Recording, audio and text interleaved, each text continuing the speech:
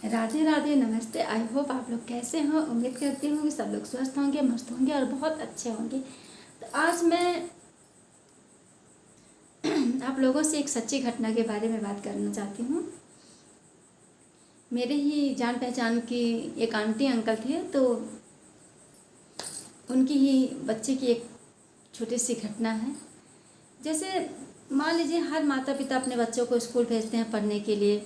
हर माता पिता की अपने बच्चों के साथ एक उम्मीद जुड़ी रहती है, एक आशाएं जुड़ी रहती हैं।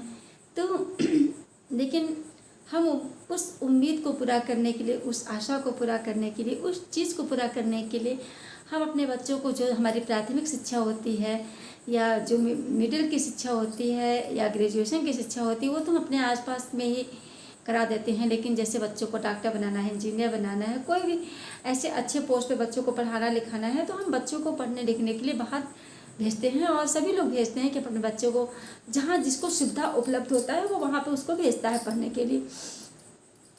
तो इसी तरह अंकल आंटी भी के भी जो है कि 3 बच्चे थे, 2 बेटी हैं और 1 बेटा है। तो बेटियों की शादी ब्याह उन्होंने कर दी है और बेटा को पढ़ने के लिए उन्होंने भेजा था, बाहर डॉक्टर बनने के लिए भेजा था। वो बच्चा वहाँ तो पढ़ रहा था, ठीक ठाक पढ़ रहा था, आया घर पे अपना बर्थडे भी मनाता था। मतलब हर साल, मतलब जो भी 4-5 साल का पढ़ाई होता है डॉक्टरी का, तो वो 4-5 साल के समय में, मतलब 3 साल 2 साल तक तो लगातार घर आता था, बर्थडे मनाता था, अपना सारी चीज़ें सही चल रही थी। अपने मम्मी पापा से भी बात करता था शाम शाम को। लेकिन कुछ ऐसे पल आए कि वो हफ्ते हफ्ते बात नहीं करता था। फिर मम्मी पापा को लगा कि पढ़ाई में भाई बिजी होगा, जैसे जैसे बच्चे का समय बीत रहा है वैसे वैसे पढ़ाई भी उसकी वो होती जा रही है, कठिन होती जा रही है। तो मम्मी पापा ने भी उसको ज़्यादा डिस्टर्ब करने के लिए नहीं सोचा। तो हफ्ते की बात फ़ोन करता था, फिर इसके बाद महीने महीने फ़ोन करने लगा। फिर 2 महीने 3 महीने तक लगातार उस बच्चे की फ़ोन ही नहीं आई। माता पिता जब भी फ़ोन करते थे तो उनके फ़ोनों को वो रिसीव ही नहीं करता था। तो माता पिता को कुछ वैसा, उनकी मम्मी पापा को कुछ डाउट हुआ। तो माँ का तो दिल तो माँ ही का ही होता है। माँ एकदम घबराने लग गई कि बच्चा मेरा फ़ोन नहीं उठा रहा है, बात नहीं हो पा रही है। लेकिन दिमाग में उन लोगों को ये नहीं आया कि जो स्कूल के प्रिंसिपल हैं, उस प्रिंसिपल से भी हम बात कर लें। तो वो अपने हस्बैंड को बार बार कहने लगी कि चलिए वहाँ चल के देखते हैं क्यों फ़ोन नहीं उठा रहा, क्या बात है।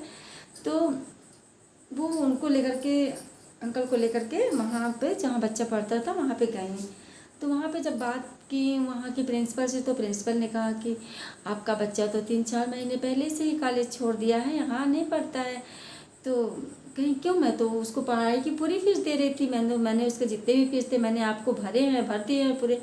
तो उन्होंने कहा हाँ, मैं ये नहीं कह रहा हूँ कि आपने फीस नहीं भरे हैं, लेकिन आपका बच्चा यहाँ नहीं है। तो माता पिता रोने लगे, चिल्लाने लगे, बच्चा कहाँ चला गया। तो वो कि रुकी, मैं उसके कुछ दोस्त हैं, उन दोस्तों से साथ संपर्क में हुआ, मुझे तो लगा कि वो घर गया।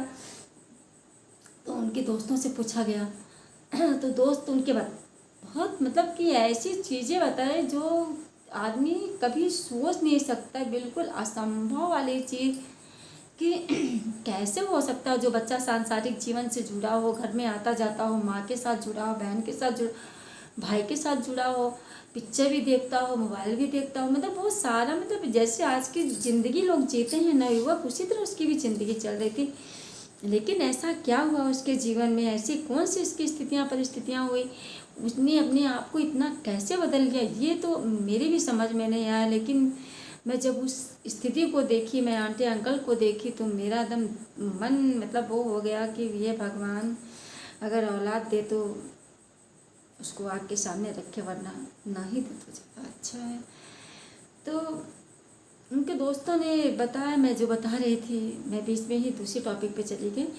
उनके दोस्तों ने बताया कि यहीं एक मठ है जहाँ राधा कृष्ण की, मतलब मंदिर है, उसी मंदिर पे वो बच्चा जाता है और जाता था, और वो उसी मंदिर में जा कर के, उसी मठ में जाके वो सेवादारी करता है। कभी कभी हम लोग उससे मिलने भी जाते हैं। तो उनके माता पिता कहें कि चलो हमको वहाँ पे बच्चे से हमारे मिलवाओ। तो प्रिंसिपल ने भी भाई समर्थन किया, कहा कि हाँ जो भाई जानते हैं बच्चे तो जाएं। मतलब कभी उस स्कूल में, मतलब बच्चों को तो कभी कभी घूमने के लिए तो छुट्टी मिलती थी, तो उस हिसाब से बच्चे आते जाते थे, भाई बड़े बच्चे थे। तो दो दोस्त उस बच्चे के लेकर के उस मठ पे गए। तो मठ के जो मठाधीश थे उनसे कहा गया कि इनके मम्मी पापा आए हैं, उनसे मिलना चाहते हैं। तो मठ के मठाधीश ने उस बच्चे को उनके मम्मी पापा से मिलने नहीं दिया और उसकी माँ रोती रह गई, बिलखती रही आंटी कि मेरे बच्चे से एक बार मिला दो, एक बार मेरे बच्चे को दिखा दो। तो उस मठ के मठाधीश ने कहा कि आपका बच्चा इस मठ का सेवादारी करता है और उस मठ में रम गया है, वो साधु बन गया है। उनके माता पिता ने कहा मुझे यकीन नहीं हो रहा कि मेरा लड़का ऐसा कर सकता है। मुझसे उससे बातें होती थी, यही 3-4 महीने में मेरी उससे कोई बातें नहीं हुई। तो उसने कहा कि नहीं, मैं उससे नहीं मिला सकता हूँ आपको, वो आपसे नहीं मिलना चाहता है। तो फिर उन्होंने कहा कि अगर आप नहीं मिलाएंगे तो मैं थाने जाऊँगी। तो वो बोला, मठ के मठाधीश ने बोला आप जहाँ भी जाइए मुझे कोई फ़र्क पड़ने वाला नहीं है, क्योंकि बच्चा 18 साल से बड़ा था, वयस्क बच्चा था। उसको तो कोई मतलब फंसाने वाली बात तो थी नहीं कि उसको पे कोई मठाधीश पे मुकदमा ठोकता या कुछ भी करता, ऐसी चीज़ें करता। तो उसने मठ के मठाधीश ने कहा आप जहाँ जाना चाहते हैं जा सकते हैं, मुझे कोई आपत्ति नहीं है, लेकिन मैं आपके बच्चे से मिलवा नहीं सकता, आपका बच्चा आपसे मिलना ही नहीं चाहता है। तो माता पिता रोते बिलखते थाने गए। मतलब एक माँ को अपने बच्चे से मिलने के लिए एक थाने का सहारा लेना पड़ता है, एक पुलिस प्रशासन का सहारा लेना पड़ता है। तो वहाँ पे FIR दर्ज होता है, सारा चीज़ लिखा जाता है। फिर वहाँ पे फिर पुलिस वाले कहते हैं मैंने आपका FIR दर्ज कर लिया, लेकिन एक बार आप वहाँ पे फिर जाइए। तो माता पिता थे भाई, उनको तो अपना मतलब पूरा